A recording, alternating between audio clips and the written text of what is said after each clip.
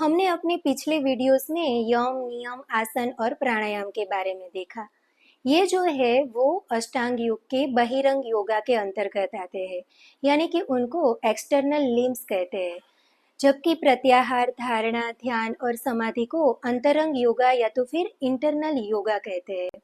बहिरंग योगा हमारे स्थूल शरीर पर काम करता है, जबकि अंतरंग योगा या तो इंटरनल योगा जो है वो हमारे सूक्ष्म शरीर पर काम करता है।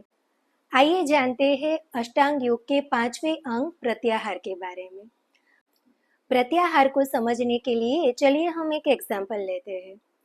मान लीजिए कि आप किसी जगह पर प्राणायाम करने बैठे हैं। आपका लक्ष्य है कि आप कोई भी प्राणायाम जो है वो 15 मिनट तक करेंगे। अब आप प्राणायाम करना शुरू करते हैं, लेकिन बीच में ही आपको कोई ऐसी खुशबू आने लगती है कि जो आपको बहुत ही पसंद है। वो चाहे कोई खाने की है या फिर कोई भी परफ्यूम की है, या फिर मान लीजिए कि बिजली चली जाती है और आपका फैन या एसी बंद हो जाता है, आप पसीना पसीना हो जाते हैं, या फिर आपके आसपास कोई शोर मचाने लगता है। तो ऐसे वक्त आपका रिस्पॉन्स क्या होगा?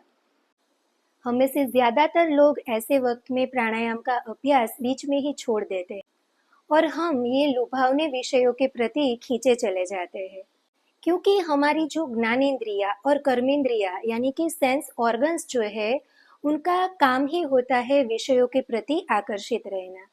हमारे शरीर में 5 ज्ञानेंद्रिया और 5 कर्मेंद्रिया होती है। हमारी आँख, नाक, कान, जीवा और त्वचा जो है वो ज्ञानेंद्रिया कहलाती है, जबकि हाथ, पैर, मुंह, गुदा, उपस्थ ये जो 5 है वो कर्मेंद्रिया कहलाती है। ये जो सभी इंद्रिया या सेंस ऑर्गन है वो अपने अपने विषय के प्रति हमेशा ही आकर्षित रहती है, और हमारा जो मन है वो इस इंद्रियों का गुलाम बनकर इनके पीछे पीछे भागता रहता है। यही वजह होती है कि हम अच्छा करने की सोचते हैं, हमारे पास सभी साधन सामग्रियां भी उपस्थित रहती है, हमारे पास सफलता पाने के लिए बहुत सारे आइडियाज भी होते हैं, लेकिन फिर भी हम अपने लक्ष्य पर टिके नहीं रह पाते हैं। हम छोटे छोटे विघ्नों से चलित होके अपने लक्ष्य से परे हो जाते हैं। तो फ्रेंड्स, यहाँ पर हमें अपने मन पर पड़े हुए आवरण को हटाना है और अपनी सात्विक बुद्धि को काम पर लगा के इंद्रियों को अपने विषय के प्रति आकर्षित होने से रोकना है।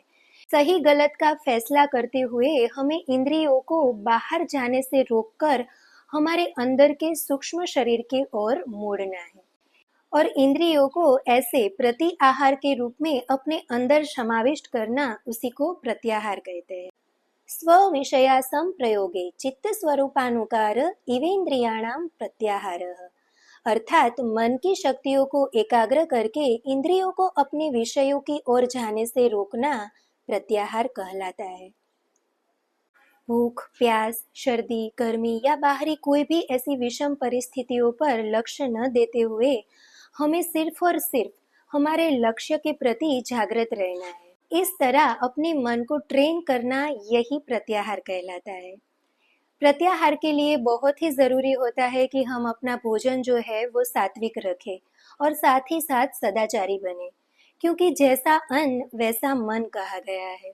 इस तरह से हम मन पर पड़े हुए आवरण को हटाकर सांसारिक विषयों से अपने आप को अलिप्त रख पाते हैं और अपनी मन चाही जो सिद्धियां है उसे हासिल भी कर पाते हैं। तो फ्रेंड्स, यदि प्रत्याहार के बारे में आप और भी कुछ जानना चाहते हैं तो हमें ज़रूर से लिखिए। हम अवश्य ही आपके सवालों का जवाब देंगे।